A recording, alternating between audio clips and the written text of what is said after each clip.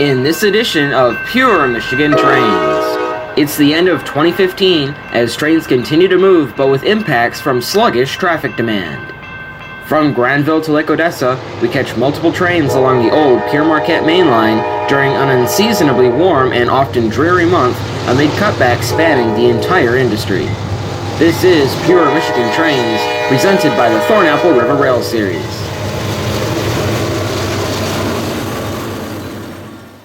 At Lake Odessa, we're 30 miles from downtown Grand Rapids, where road freight 335 is rolling west with 76 cars. After operating daily for decades, the end of 2015 saw cutbacks even to the Grand Rapids-Toledo freights, down to 28-hour, 6-train-per-week schedules, often augmented with further cancellations.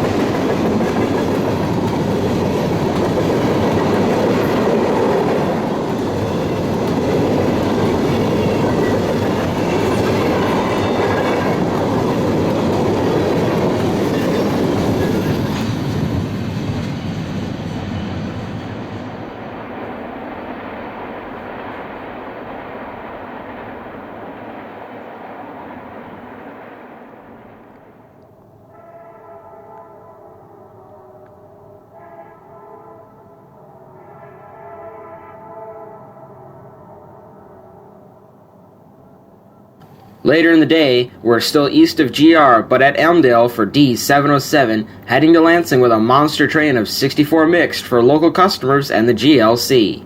In the siding, local Y106 is waiting their turn after running around their train moments earlier.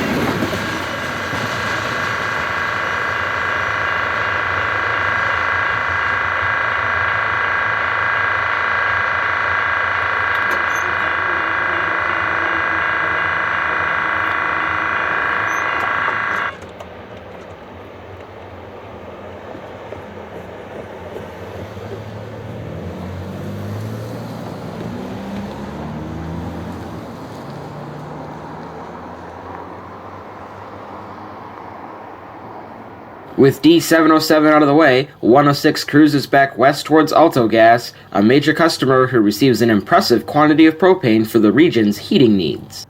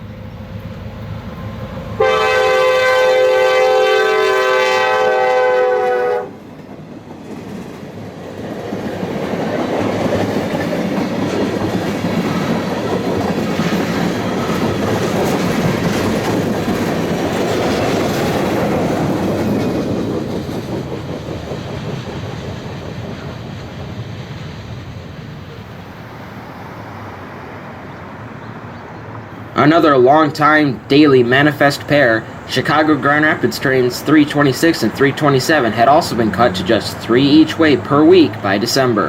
Until as recently as 15 years ago, 6 manifests plied the rails daily along this route, 1 pair each between Chicago, Flint, Detroit, and another to Toledo. Today's inbound haul is 75 cars, meager given the historical proportions of this once daily train. However, we're in for a treat, with the second-to-last YN2 SD50-2 leading, the engineer sounding off its vintage RS5T air horn in Granville.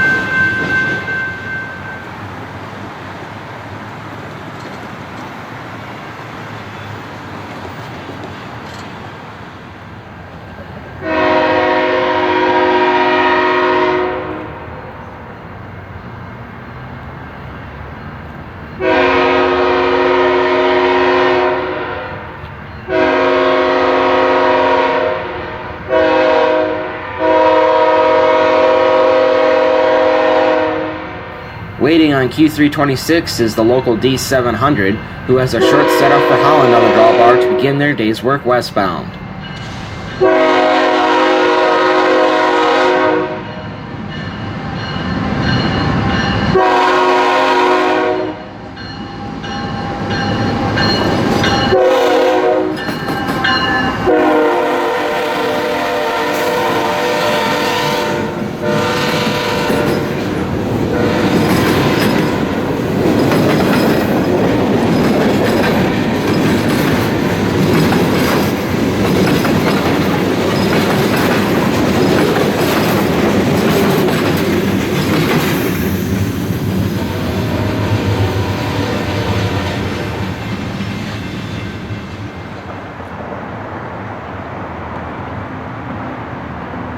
Meanwhile, Q326 yarded into Wyoming and was replaced on board the Classic Power by X334 for their run to Toledo.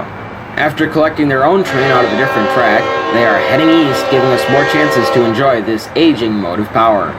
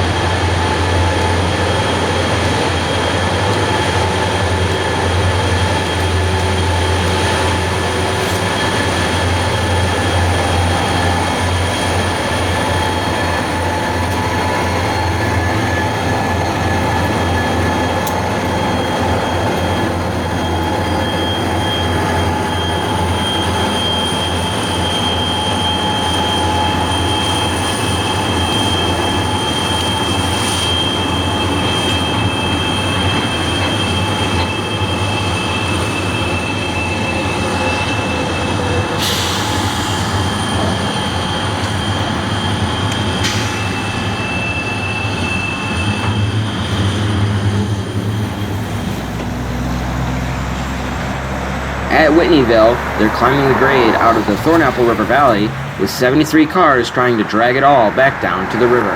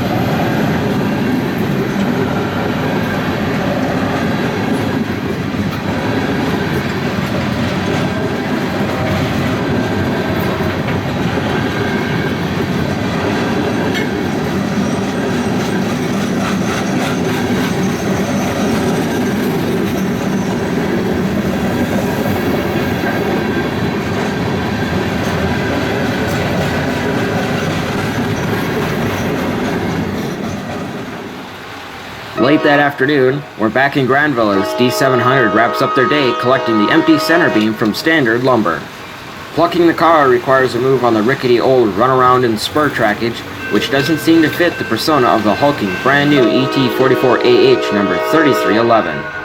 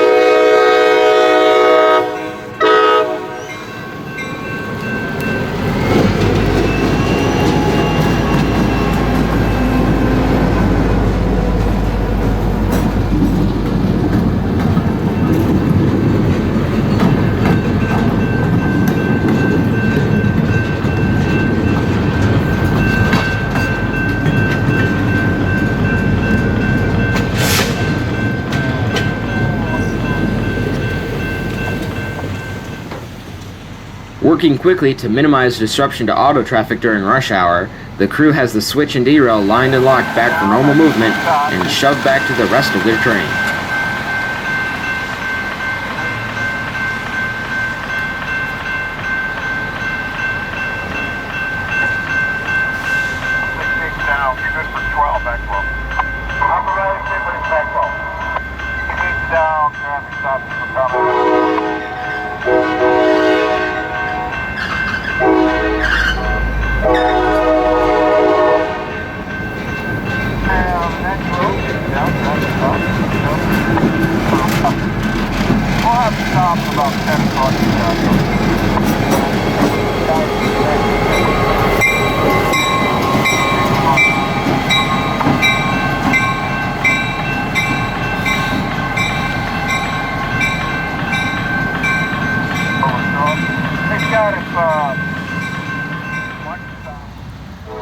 In a reversal of the morning parts for D700, they then meet D002 here on the double track, with the winter sun quickly fading at just past 5 o'clock.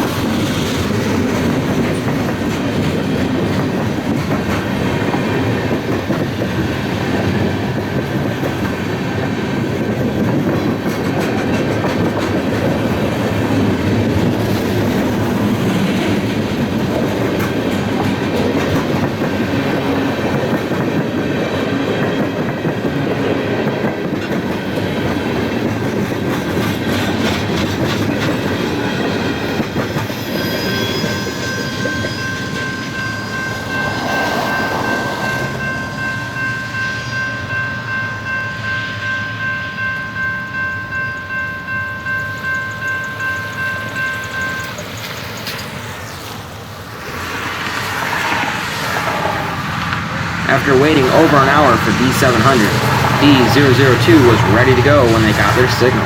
With the rain picking up and darkness falling fast, we used the last hints of sunlight to capture them rolling west at Niner, a ballast train for Grand Junction.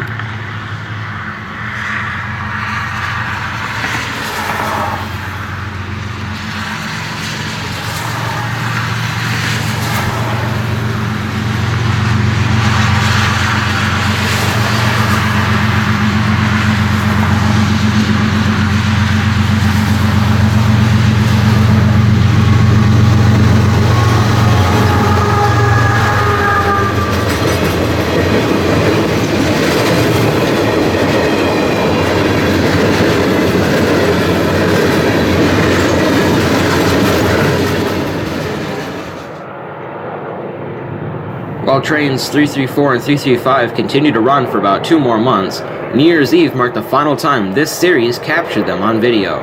Working their way up the Thornapple grade at Snow Road, the last I-334 of 2015 has all 3 units online to keep their 207 of mixed cars moving in the right direction.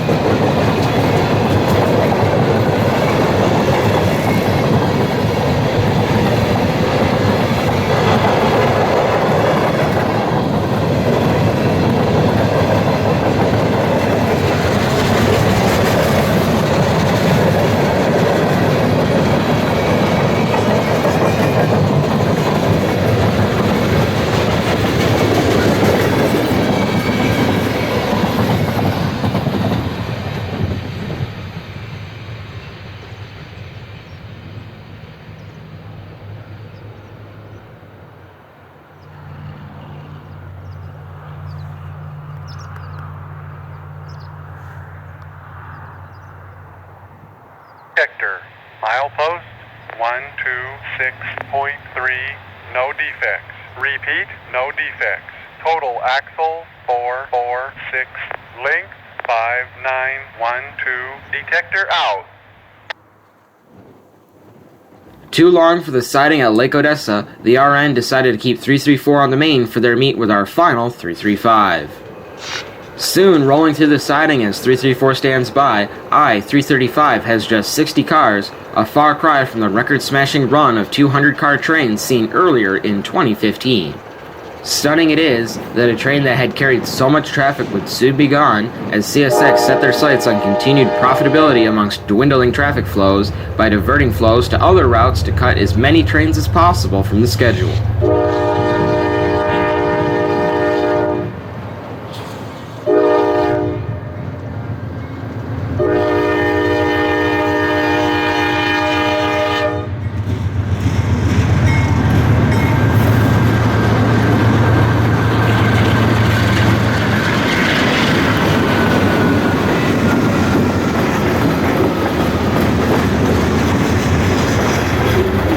There's a good chance that 334 and 335 will return someday, but as of March 2016, it appears as though for now, 334 and 335 are just memories. Thanks for watching this final edition of Pure Michigan Trains for 2015. Next time, we'll be paying a visit to Battle Creek, home of Canadian National's numerous freights and Amtrak's Michigan Line passenger services. Don't forget to like and subscribe for more from the Thornapple River Rail series.